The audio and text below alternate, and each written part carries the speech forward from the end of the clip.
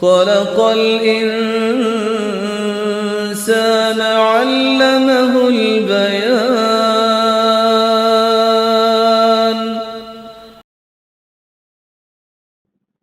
نحمده ونصلي على رسوله الكريم، أما بعد، فأعوذ بالله من الشيطان الرجيم. بسم الله الرحمن الرحيم. رب اشرح لي صدري ويسر لي أمري واحلل عقدة من لساني يفقهوا قولي. ترجمہ: ولیست اور نہیں ہے، التوبۃ توبہ، للذین ان لوگوں کے لیے، یعملون جو عمل کرتے ہیں، السیئات برے، حتی یہاں تک کہ، اذا جب، حضر حاضر ہوتی ہے، احدہم ان میں سے کسی ایک کو، الموت موت، قال وہ کہتا ہے، انی بے شک میں نے، تبت میں نے توبہ کی، الآن اب، وللذین اور نہ وہ لوگ،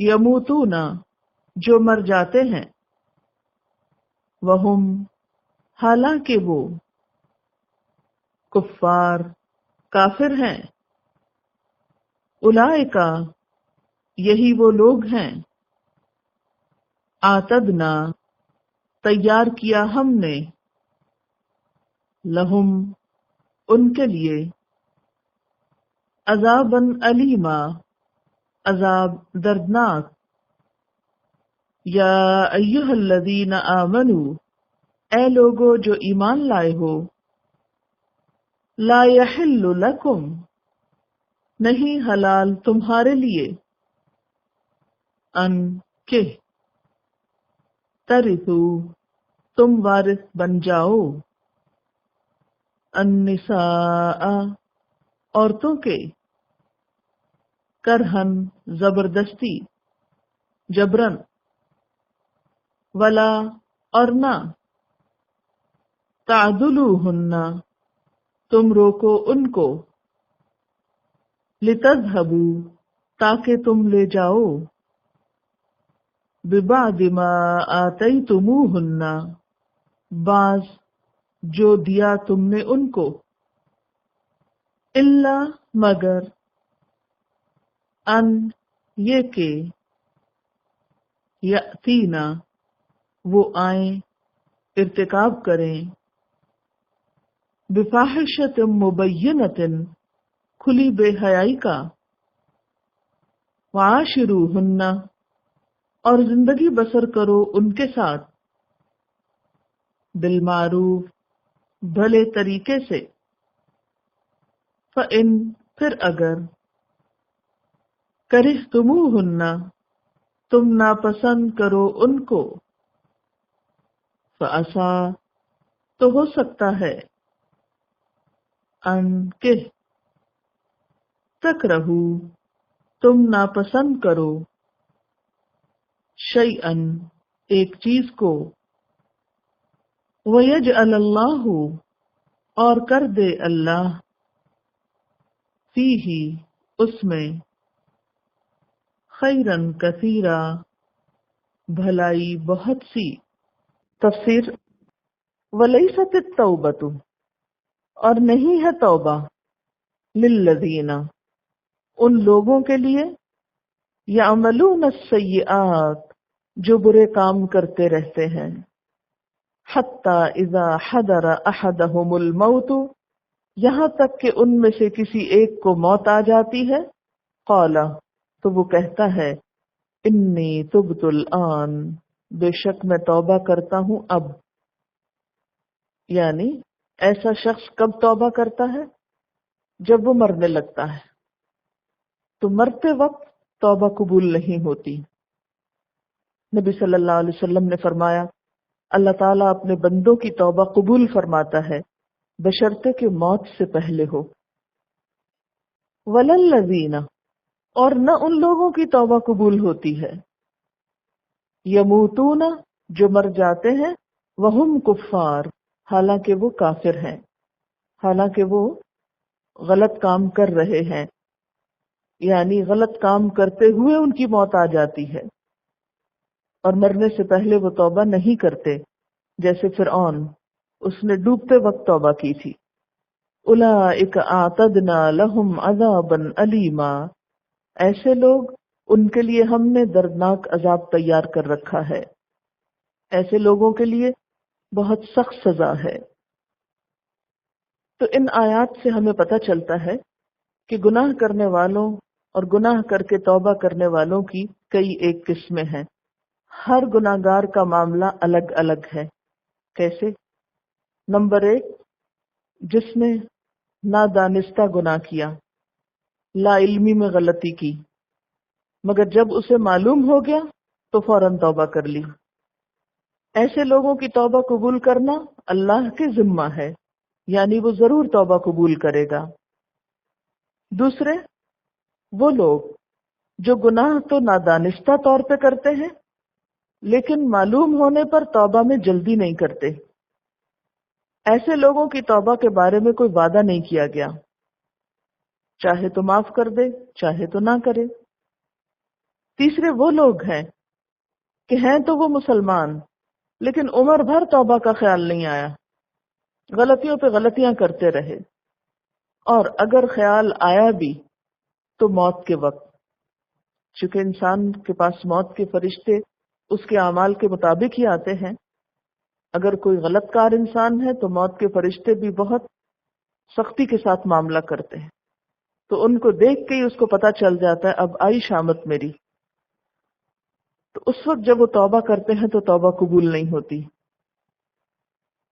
چوتھی قسم کے لوگ وہ ہیں جو توبہ کیے بغیر کفر ہی کی حالت میں، گناہ ہی کی حالت میں فوت ہو جاتے ہیں، موت کے وقت بھی توبہ نہیں کرتے بلکہ مہلت ہی نہیں ملتی.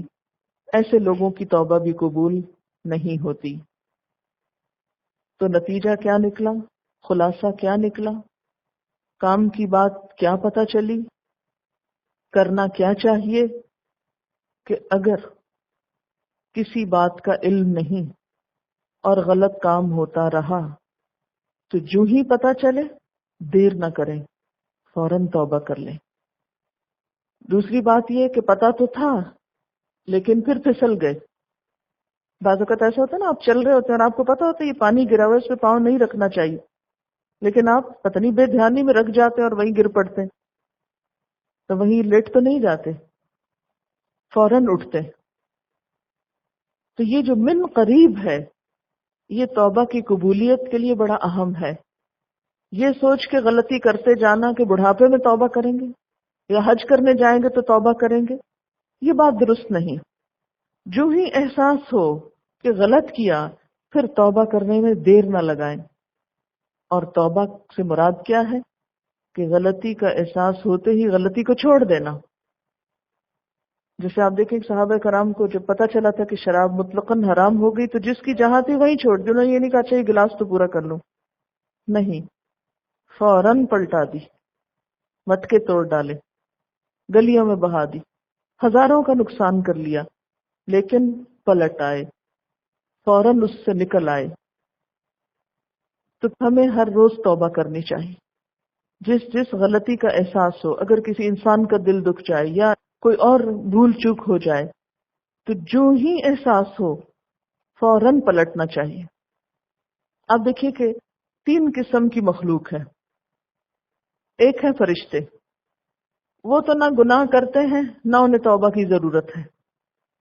دوسرے ہیں شیطان، جو گناہ کرتے ہیں اور اس پر اصرار کرتے ہیں، ان کی توبہ نہیں قبول ہوگی. اور تیسرے ہیں انسان کہ جو گناہ کر کے پھر فوراً توبہ کریں، اور اگر انسانوں میں سے بھی کوئی توبہ نہ کرے تو وہ بھی پھر شیطان ہی ہیں، یا شیطانی رویے پہ کاربند ہیں. اسی لیے فرمایا کہ ایسے لوگوں کی توبہ قبول نہ ہوگی کہ جو گناہوں ہی کی حالت میں فوت ہو جائیں، ایسے لوگوں کے لیے تو پھر آگے دردناک عذاب تیار ہے۔ پھر آپ دیکھیے کہ کس کانٹیکسٹ میں یہاں پر یہ آیات نازل ہوئی، اس سے پیچھے کس بات کا ذکر ہو رہا ہے۔ معاشرتی زندگی میں فحاشی اور بے حیائی اور کچھ برے کاموں کا، یعنی کچھ لوگوں کو علم ہی نہیں ہوتا کہ یہ سب کچھ گناہ میں شامل ہے۔ آج بھی ایسی جہالت موجود ہے کہ لوگ اس عمل کو، یعنی زنا کو، بدکاری کو، عمل قوم لوط کو، سحاق کو، ان چیزوں کو برائی نہیں سمجھتے، ان کو علم ہی نہیں، ان کے لیے بالکل ایک نارمل سی چیز ہے۔ آج بھی کئی علاقے ایسے ہیں کہ جو مسلمان کہلاتے ہیں، لیکن اگر آپ ان کی پرائیویٹ لائف کو اسٹڈی کریں تو آپ حیران ہوں گے کہ وہاں حرام حلال کا کوئی تصور نہیں۔ عرب جاہلیت میں بھی ایسا ہی حال تھا، لیکن جو ہی انہیں پتہ چلا پلٹ آئے۔ تو آج کے دور میں بھی اگر کوئی شخص ماضی میں ایسا کچھ کر چکا ہے، یعنی جتنی بھی برائیوں کا پیچھے ہم نے ذکر کیا، اس میں سے کسی بھی برائی کا ارتکاب ہو چکا، تو کیا کرے؟ اس کو چھوڑ دے اور پلٹ آئے، اللہ سے معافی مانگ لے اور فوراً پلٹے، تو اللہ تعالیٰ کی ذمہ ہے کہ اس کو معاف کر دے۔ کتنی بڑی خوشخبری ہے۔ اور دوسرا شخص کون ہے؟ اچھا مانگ لوں گا معافی، ابھی تو مجبوری ہے۔ لیست التوبۃ للذین یعملون السیئات حتی اذا حضر احدهم الموت، کچھ پتہ نہیں کب موت آ جائے، غلط کام کرتے رہے یہاں تک کہ موت آ گئی، موت کے فرشتے دیکھ کر توبہ کرنے لگے تو توبہ قبول نہ ہوگی۔ اور اسی طرح اگر اس غلط کام میں ہی موت آ گئی تو بھی قبولیت نہ ہوگی۔ اپنے لیے سوال لکھیں، کیا مجھ سے کبھی کوئی گناہ ہوا ہے؟ اب اس میں تو کوئی نہیں کہہ سکتا کہ نہیں۔ اگر ہوا ہے تو توبہ کے بارے میں میرا رویہ کیا ہے؟ کیا میں اسے فوراً کر لیتی ہوں یا ٹالتی رہتی ہوں اور تاخیر کی قائل ہوں، کچھ امیدوں اور تمناؤں میں جی رہی ہوں، اور پھر اپنے ساتھ ایک عہد کریں کہ مجھے ہر روز توبہ کرنا ہے۔ بلکہ اس سلسلے میں یوں عادت بنا لیں کہ اگر بیٹھے بیٹھے بھی، مثلاً آپ یہاں بیٹھے اور یہ گفتگو ہو رہی، بیٹھے بیٹھے آپ کو اپنا کوئی گناہ یاد آ گیا، کیونکہ یہ علم کی مجلس ہے نا، تو یہاں بیٹھ کے ہر روز ہمیں اپنی کوئی نہ کوئی خامی، کوئی خرابی، کوئی گناہ، کوئی غلطی، کوئی زیادتی جس کے بارے میں ہم نے کبھی سوچا ہی نہیں کہ وہ غلطی بھی ہو سکتی، وہ یاد آتی رہتی۔ کہ قرآن پاک ایک آئینہ ہے، ہم جب اس کو پڑھتے ہیں تو ہمیں احساس ہوتا ہے اچھا یہ منع ہے، یہ ناپسندیدہ ہے، یہ اللہ کے غضب کا کام ہے، مجھے تو نہیں کرنا چاہیے تھا۔ اس پر بھی دیر نہ لگا، اچھا گھر جائیں گے پھر نماز پڑھیں گے تو توبہ کر لیں گے، نہیں، فوراً ہی دل میں اللہ کو پکار لیا کیجئے، دیر نہ لگایا کیجئے۔ جس وقت احساس ہو اسی وقت فوراً رجوع اور فوراً ندامت، فوراً استغفار۔ نبی صلی اللہ علیہ وسلم جن کے اگلے پچھلے سب گناہ معاف تھے، جو معصوم تھے، وہ دن میں 70 سے 100 بار استغفار پڑھتے تھے۔ پھر ہمارا کیا حال ہے جو ہے ہی گناہوں کی پوٹلی۔ اس سلسلے میں ایک حدیث ہے، نبی صلی اللہ علیہ وسلم نے فرمایا جب تجھ سے گناہ ہو جائے اس کے بعد ہی توبہ کر لے، اور ایک روایت میں یہ لفظ ہے کہ گناہ کے پیچھے توبہ کو لگا دے تاکہ وہ گناہ مٹ جائے، یعنی فوراً توبہ کر لے تاکہ گناہ لکھے جانے سے پہلے ہی معاف ہو جائے، یعنی اتنی جلدی کرے کہ فرشتے کو لکھنے کا موقع نہ ملے، اس سے پہلے ہی توبہ شروع کر دے۔ کیونکہ ایک روایت میں آتا ہے کہ مسلمان سے جب گناہ ہوتا ہے تو بدی لکھنے والا فرشتہ 3 ساعت تک انتظار کرتا ہے، یعنی 3 منٹ کہہ لیں۔ اگر اس عرصے میں اس نے توبہ کر لی تو گناہ لکھا نہیں جاتا، اور اگر نہ کی تو لکھ لیا جاتا ہے، جس کو قیامت کے دن وہ اپنے اعمال نامے میں پڑھے گا۔ اسی طرح آپ صلی اللہ علیہ وسلم نے فرمایا جو شخص گناہ کو نہ چھوڑے اور زبان سے توبہ کرتا رہے، وہ شخص معاذ اللہ خدا کے ساتھ ہنسی کرتا ہے، یعنی وہ اللہ تعالیٰ کے ساتھ مذاق کر رہا ہے کہ جو عملاً گناہ کو نہ چھوڑے، صرف زبان سے کہتا رہے میری توبہ۔ اور اگر ایسا شخص توبہ کیے بغیر مر گیا تو وہ خدا کے دردناک عذاب میں گرفتار ہوگا۔ اس کے بعد مزید کچھ معاشرتی خرابیوں کا ذکر ہے. اب قرآن پاک کا انداز دیکھیے، کچھ معاشرتی خرابیوں کا ذکر، پھر توبہ کا ذکر تاکہ انسان ان سے باز آئے. یعنی قرآن پاک صرف اطلاع کی کتاب نہیں ہے، ڈوز اینڈ ڈونٹس کی کتاب نہیں ہے کہ یہ غلط ہے، یہ کر لو، یہ نہ کرو، بلکہ اس کے ساتھ ساتھ انسان کا تزکیہ بھی کرتی کہ انسان کو گناہوں کے بوجھ سے نجات بھی دیتی، اس کے لیے خیر اور بھلائی کے دروازے کھولتی. اور پھر اس کے بعد اب مزید کچھ اور خرابیوں کا ذکر. یا ایھا الذین آمنوا، اے لوگو جو ایمان لائے ہو، لا یحل لکم، تمہارے لیے حلال نہیں. کیا حلال نہیں؟ ان ترثوا النساء کرہا، کہ تم وارث بن بیٹھو عورتوں کے زبردستی. کرہا زبردستی، جبرن. پیچھے آپ نے وراثت کے احکامات پڑھے جو دراصل مال میں ہوتی ہے، موویبل پراپرٹی یا اموویبل میں. لیکن عرب جاہلیت میں عورت بھی متروکہ مال تصور ہوتی تھی. عرب جاہلیت میں وراثت صرف مال میں نہیں سمجھی جاتی تھی، بلکہ عورت کو بھی وہ وراثت کا حصہ سمجھتے تھے. اس کا وارث ستیلا بیٹا یا میت کا بھائی ہوتا تھا، یعنی دیور یا ستیلا بیٹا. حضرت ابن عباس رضی اللہ تعالیٰ عنہ فرماتے ہیں کہ عربوں میں یہ دستور تھا کہ جب کوئی شخص مرتا تو اس کی بیوی پر میت کے وارثوں کا زور چلتا تھا، اور وہ بھی ترکہ تصور ہوتی. چاہتے تو خود اس سے نکاح پڑھا لیتے، چاہتے تو کسی اور سے نکاح کر لیتے، چاہتے تو اسے بلا نکاح ہی اپنے پاس رکھتے. غرض اس پر خاوند کے وارثوں کا اختیار ہوتا، عورت کے وارثوں کا یعنی اس کے میکے کا کچھ بھی اختیار نہیں ہوتا تھا. اس پر یہ آیت اتری اور عورتوں کو پوری آزادی مل گئی. یا ایھا الذین آمنوا، کیا ہے حکم اے ایمان والو، لا یحل لکم، تمہارے لیے حلال ہی نہیں. کیا حلال نہیں؟ ان ترثوا النساء، کہ تم عورتوں کو وراثت کا مال سمجھ لو. کرہا زبردستی، جبرن. ولا تعدلوہن، اور نہ تم روکو ان کو، نہ مجبور کرو ان کو. کس بات پر؟ لتذہبوا ببعض ما آتیتموہن، کہ تم لے لو بعض وہ مال، وہ چیز جو تم ان کو دے چکے ہو. اب یہ دوسری بات ہے کہ شادی کے بعد مہر کے وقت یا اس کے علاوہ اگر کوئی بھی تحفے تحائف تم بیوی کو دے چکے ہو تو اس کو واپس نہ لو، الا مگر ان یأتین بفاحشۃ مبینہ، کہ وہ ارتکاب کریں کسی کھلی بے حیائی کا. اس صورت میں تم اس کو مہر نہ دو گے، یا مہر واپس لے سکتے ہو، یا اپنا مال واپس لے سکتے ہو، کیونکہ اب وہ تمہاری حق تلفی کر رہی ہے.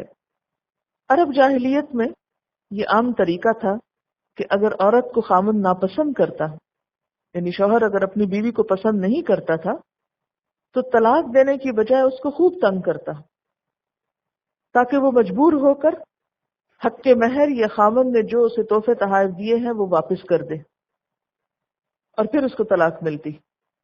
کیونکہ آپ کو معلوم ہے نا کہ طلاق دینے کے لیے ضروری ہے کہ بیوی کا مہر اس کو دیا جا چکا ہو. لیکن وہ چاہتے تھے کہ بیوی کو بھی نکال باہر کریں اور جو مہر دیا ہے وہ بھی واپس لے لیں، اور مہر کے علاوہ اگر کوئی تحفے تحائف اس کو دیے ہیں تو وہ بھی لے کر اس سے جان چھڑائیں. تو اللہ تعالیٰ فرماتے ہیں وَلَا تَعْدُلُوهُنَّ، تعدلو کا لفظ جو ہے عین دعاد لام سے ہے. نہ روکو، نہ مجبور کرو، یعنی اس غرض سے مت روکو کہ جو کچھ تم نے ان کو دیا ہے اس کا کچھ حصہ ان سے لے لو. یعنی اس وجہ سے طلاق دینے میں تاخیر نہ کرو کہ عورت مجبور ہو کر شوہر سے لیا ہوا مال واپس کر کے ایک طرح سے خلا لے لے. الا ان یاتین بفاحشۃ مبینہ، مگر یہ کہ وہ کھلی بے حیائی کا ارتکاب کریں. فاحشہ کا لفظ تو آپ پیچھے پڑھ ہی چکے ہیں بدکاری کے لیے، بد زبانی، بد کلامی، نافرمانی، بے حیائی کے لیے استعمال ہوتا ہے، لیکن یہاں بفاحشۃ مبینہ سے مراد زنا ہے. یعنی اگر کسی شوہر کی بیوی زنا کی مرتکب ہو یا کھلی فحاشی کی مرتکب ہو تو ایسی صورت میں پھر شوہر طلاق نہیں دے گا، بلکہ عورت کو خلا لینی ہوگی، اپنا مہر واپس کرنا ہوگا. وَعَاشِرُوهُنَّ بِالْمَعْرُوفِ، اور ان عورتوں کے ساتھ بھلے طریقے سے زندگی بسر کرو، معروف طریقے پر گزر بسر کرو.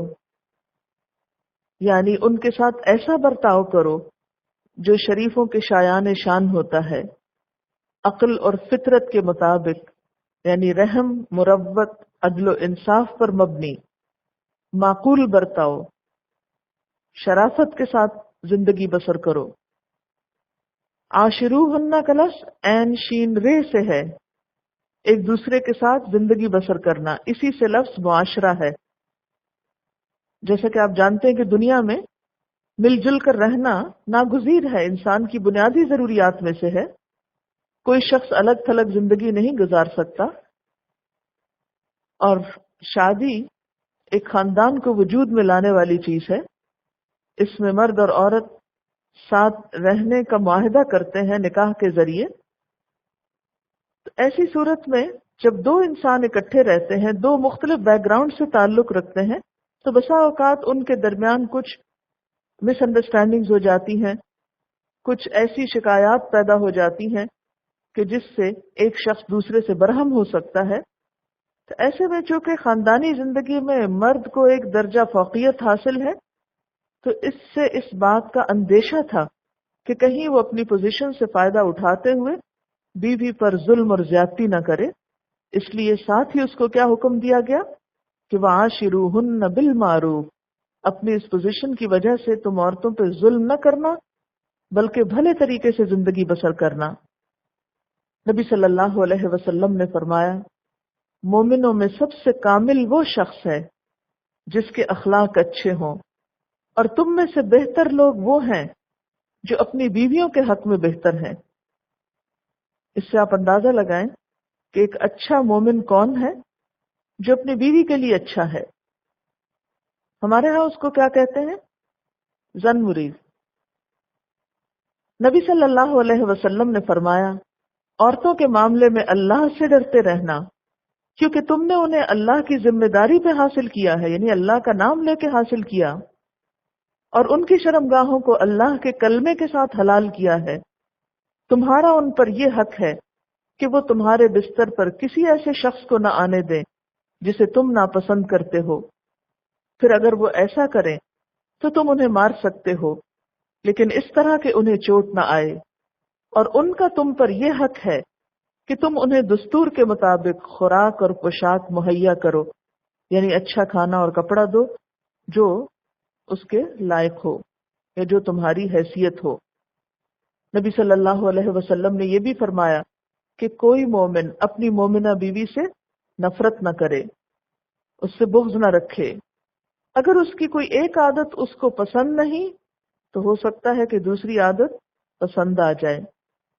اسی لیے آگے فرمایا فَإِن كَرِهْتُمُوهُنَّ، پھر اگر تم ان کو ناپسند کرتے ہو، فَأَسَىٰ أَن تَكْرَهُوا شَيْئًا، تو ہو سکتا ہے کہ ایک چیز کو تم ناپسند کرو، وَيَجْعَلَ اللَّهُ فِيهِ خَيْرًا كَثِيرًا، اور اللہ اسی میں بہت بڑا خیر رکھ دے، تمہیں اسی سے بہت بھلائی اور بہت فائدہ حاصل ہو جائے. اس لیے بیوی کی چھوٹی موٹی بات پر دل تنگ ہو کر اس سے بدسلوکی نہ کرو. حجۃ الوداع کے موقع پر بھی نبی صلی اللہ علیہ وسلم نے فرمایا، لوگوں سنو، عورتوں کے ساتھ اچھے سلوک سے پیش آؤ، کیونکہ وہ تمہارے پاس قیدیوں کی طرح ہیں. تمہیں ان کے ساتھ سختی کا برتاؤ کرنے کا کوئی حق نہیں، سوائے اس صورت کے جب ان کی طرف سے کھلی ہوئی نافرمانی سامنے آئے. فاحشۃ مبینہ کی طرف اشارہ ہے. اگر وہ ایسا کر بیٹھیں تو پھر خوابگاہوں میں ان سے علیحدہ رہو اور انہیں مارو، اور ایسا نہ مارنا کہ شدید چوٹ آئے. پھر جب وہ تمہارے کہنے پہ چلنے لگے تو ان کو خواہ مخواہ ستانے کے بہانے نہ ڈھونڈو، یعنی بہانے بہانے سے انہیں اذیت مت دو. دیکھو سنو، تمہارے کچھ حقوق تمہاری بیویوں پر ہیں اور تمہاری بیویوں کے کچھ حقوق تم پر ہیں. ان پر تمہارا یہ حق ہے کہ وہ تمہارے بستروں کو ان لوگوں سے نہ رندوائیں جن کو تم ناپسند کرتے ہو، اور تمہارے گھروں میں ایسے لوگوں کو ہرگز نہ آنے دیں جن کا آنا تمہیں ناگوار ہو. سنو، ان کا تم پر یہ حق ہے کہ تم انہیں اچھا کھلاؤ اور اچھا پہناؤ. اور یہ آپ کی تاکید کب کی ہے؟ حجۃ الوداع کے موقع پر. اس سے پتہ چلتا ہے کہ ایک بڑے مجمع میں آپ صلی اللہ علیہ وسلم نے عورتوں کے حقوق کا اعلان فرمایا. تو وَعَاشِرُوهُنَّ بِالْمَعْرُوفِ، ان کے ساتھ بھلے طریقے سے گزر بسر کرو. تو اس میں کون سی چیزیں آتی ہیں؟ اچھے سلوک میں کیا کیا چیزیں آتی ہیں؟ پہلی بات تو یہ ہے کہ گمان اچھا رکھنا، کیونکہ جب گمان اچھا ہوگا تو معاملہ خود بخود اچھا ہو جائے گا. بہت سے مرد بیویوں پہ شک کرتے ہیں اور بلا وجہ ان کے ماضی کو کریدتے ہیں، کبھی قسمیں دلواتے ہیں، کبھی کچھ کرتے ہیں.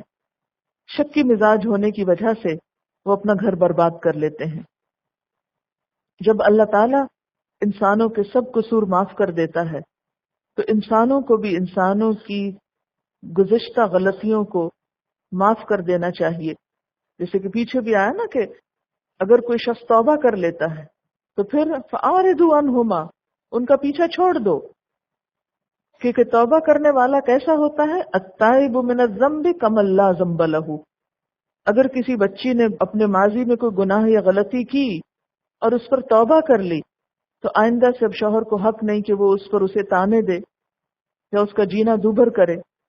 بہت سی طلاقوں کی وجہ یہ معلوم ہوئی کہ بسا اوقات شوہروں نے شک کی بنا پر اپنی بیویوں سے قسم دلوائی کہ تمہارا پہلے کسی سے افیئر تو نہیں تھا. اب آپ دیکھیں کہ اگر کسی نے ماضی میں کوئی ایسی غلطی کی بھی اور پھر اس کے بعد اس کو احساس ہوا، اس نے توبہ کر لی اور ایک نئی زندگی کا آغاز کیا، ایک نیا گھر بن گیا، تو پچھلی باتوں کو کریدنا چھوڑو، اس لیے کہ ایسی چیزوں سے حاصل کچھ نہیں. قرآن پاک میں بارہا آتا ہے کہ جو ہو چکا سو ہو چکا الا ما قد سلف، کیونکہ پچھلی چیزوں کو آپ کھولتے رہیں گے تو اس سے فائدہ کچھ بھی نہیں ہوگا. تو یہاں کیا حکم دیا جا رہا ہے؟ وَعَاشِرُوهُنَّ بِالْمَعْرُوفِ، ان سے بھلے طریقے سے زندگی بسر کرو، جس کا پہلا اصول یہ ہے کہ ان کے بارے میں گمان اچھا رکھو. پھر اس کے بعد عفو درگزر کی روش اختیار کر لو، معاف کر دو. اس معاملے میں جب شوہر کو ایک درجہ زیادہ گھر کی زندگی میں دیا گیا تو اس کا فرض کیا بنتا ہے کہ اس کا دل بھی بڑا. دیکھیں جہاں پر انسان کو درجہ ملتا ہے وہاں اس کو دل بھی بڑا کرنا چاہیے، نگاہ میں بھی وسعت ہونی چاہیے، دوسروں کے قصور معاف کرنے آنے چاہیے. پھر اسی طرح اچھے برتاؤ میں کیا ہے؟ خوش اخلاقی سے پیش آنا چاہیے. حضرت عائشہ فرماتی ہیں میں نبی صلی اللہ علیہ وسلم کے ہاں گڑیوں سے کھیلا کرتی تھی اور میرے ساتھ میری سہیلیاں بھی کھیلتی تھیں. کبھی ایسا ہوتا کہ آپ کے آنے پر میری سہیلیاں ادھر ادھر چھپ جاتی تو آپ ان میں سے ایک ایک کو ڈھونڈتے اور میرے پاس بھیجتے کہ وہ میرے ساتھ کھیلیں. اس سے آپ اندازہ لگائیں کہ بیوی کے ساتھ اچھے سلوک کا اس سے بہتر نمونہ کہاں سے ملے گا آپ کو، کہ خود اللہ کے رسول صلی اللہ علیہ وسلم اپنی بیوی کے جذبات کا اتنا خیال رکھ رہے ہیں کیونکہ ان کی عمر ابھی ایسی تھی کہ ان کو اس طرح کے کھیل کود میں دلچسپی تھی. اور اسی موقع پر وہ آتا ہے نا کہ ان کے پاس ایک گھوڑا تھا جس کے پر تھے، تو حضور صلی اللہ علیہ وسلم نے پوچھا کہ عائشہ گھوڑوں کے تو پر نہیں ہوتے؟ تو انہوں نے کہا کہ آپ کو نہیں معلوم کہ حضرت سلیمان علیہ السلام کی گھوڑے کے پر تھے. پھر اسی طرح ایک اور موقع پر یہ پتہ چلتا ہے کہ آپ صلی اللہ علیہ وسلم نے حضرت عائشہ کے ساتھ ایک ریس لگائی جس میں حضرت عائشہ آگے نکل گئی. پھر ایک اور موقع پر آپ نے ان کے ساتھ دوڑ لگائی تو آپ آگے نکل گئے، اس وقت حضرت عائشہ کا جسم بھاری ہو چکا تھا. تو آپ نے فرمایا یہ اس دن کا بدلہ ہے. تو یہ خوش اخلاقی جو ہے اور گھر کے اندر ایک عام انسان کی حیثیت سے بیوی کے جذبات کا خیال رکھنا، خواہ باہر کتنا بھی بڑا عہدہ یا پوسٹ ہو، یہ ایک شوہر کا بنیادی فرض ہے. بعض لوگ دفتر میں صاحب بنے ہوتے ہیں تو گھر میں بھی آ کے صاحب ہی بنے رہتے ہیں اور وہ اس لیول سے نیچے نہیں اترتے، جس کا نقصان کیا ہوتا ہے کہ بیوی بچوں کے ساتھ ایک ڈسٹنس پہ آ جاتے ہیں اور اس کے نتیجے میں خود اپنے ہی دل پہ بوجھ لیتے رہتے ہیں اور بالآخر ہارٹ اٹیک کا شکار ہو جاتے ہیں. بیوی اور بچے اللہ تعالیٰ نے ایک ایسا رشتہ رکھا ہے، ایک ایسا تعلق رکھا ہے کہ جن کے ساتھ ہر غم بانٹنا چاہیے، ہر چیز شیئر کرنی چاہیے، اور گھر کے اندر ایک دلچسپ ہنسی کھیل کی فضا ہونی چاہیے کہ جس میں ہر شخص ریلیکس ہو کے زندگی بسر کر سکے، نہ کہ گھر کے اندر ایک ایسی خوف کی کیفیت پیدا کیے رکھے انسان کہ جس سے کسی کو دم مارنے کی اجازت نہ ہو۔ عام طور پر مرد کی خوبی کیا بتائی جاتی ہے کہ بس گھر آ جائے تو اس کے بعد تو کسی کو چوں کرنے کی بھی ہمت نہیں ہوتی۔ یہ اللہ کے رسول صلی اللہ علیہ وسلم کا طریقہ نہیں ہے، اور نہ ہی اس میں کوئی خیر اور بھلائی ہے۔ تو عاشروہن بالمعروف میں خوش اخلاقی کا برتاؤ۔ پھر اسی طرح بیوی کی ضروریات کا خیال رکھنا، اس کے نان و نفقہ کا خیال رکھنا۔ نبی صلی اللہ علیہ وسلم نے افضل دینار اس کو بتایا جو گھر والوں کی ضروریات پر خرچ کیا جائے، یعنی اجر و ثواب میں وہ دینار سب سے بڑا ہوا ہے۔ پھر اسی طرح عاشروہن بالمعروف میں بیوی بچوں کی تربیت اور تعلیم اور ان کے اخلاق سنوارنے کی فکر مندی، ان کے ساتھ خیر خواہی، ان کی ضروریات کا خیال رکھنا، کیونکہ بہت سے لوگ دن بھر کام کرتے ہیں، شام کو کلبوں میں جا کے بیٹھ جاتے ہیں، بیوی بچے اپنے کہیں نکل جاتے ہیں، وہ اپنے آپ کو ریلیکس کرتے رہتے ہیں۔ لیکن ایک اچھا گھرانہ کیا ہے کہ جس میں شوہر گھر لوٹے تو بیوی بچے اس کے لیے خوشی کا سامان پیدا کریں، اور وہ بیوی بچوں کو دیکھ کر خوش ہو جائے، کیونکہ ایک اچھی عورت کی خوبی بھی یہی بتائی گئی کہ شوہر اس کو دیکھے تو خوش ہو جائے۔ ایسی عورت کے لیے جنت کی بشارت ہے۔ یعنی اس میں بیوی کا بھی فرض بنتا ہے، کیونکہ ون سائیڈڈ تو کوئی اچھا گھرانہ نہیں بنا سکتا کہ شوہر کتنا بھی اچھا ہو، اگر بیوی کا موڈ نہیں درست ہوتا تو شوہر بھی زیادہ دیر خوشی کا اظہار نہیں کر سکتا اور بالمعروف پہ نہیں رہ سکتا۔ پھر اسی طرح یہ کہ اگر کسی شوہر کی ایک سے زیادہ بیویاں ہوں تو ان کے درمیان عدل و انصاف سے کام لے اور ان کے ساتھ اچھا سلوک کرے، ایک کی وجہ سے دوسرے کو خیر سے محروم نہ رکھے۔ پھر فرمایا کہ فَإِن كَرِهْتُمُوهُنَّ، پھر اگر تم کو وہ ناپسند ہو، اگر کسی وجہ سے اچھی نہیں لگتی بیوی، کوئی عادت تمہیں بہت اریٹیٹ کرتی، کوئی اخلاقی کمزوری ہے، مثلا بولنے کا انداز اچھا نہیں، شکل و صورت اچھی نہیں، تو ایسی صورت میں فوراً ہی طلاق دینے کی مت سوچو، بلکہ ان کے ساتھ گزارا کرتے رہو۔ ہو سکتا ہے کہ تم ایک چیز کو ناپسند کرو، فَأَسَىٰ أَن تَكْرَهُ شَيْئًا وَيَجْعَلَ اللَّهُ فِيهِ خَيْرًا كَثِيرًا، اور اللہ اسی میں خیر کثیر رکھ دے۔ یعنی ایک بیوی کی بظاہر کوئی عادت اچھی نہیں لگتی، تم چاہتے ہو کہ بس نکال پھینکو اس کو، نہیں، صبر سے کام لو، روکے رکھو۔ ہو سکتا ہے اسی سے اللہ تعالیٰ تمہیں ایسی اولاد دے جو تمہارے لیے بہت خدمتگار ہو، تمہارے لیے صدقہ جاریہ بنے۔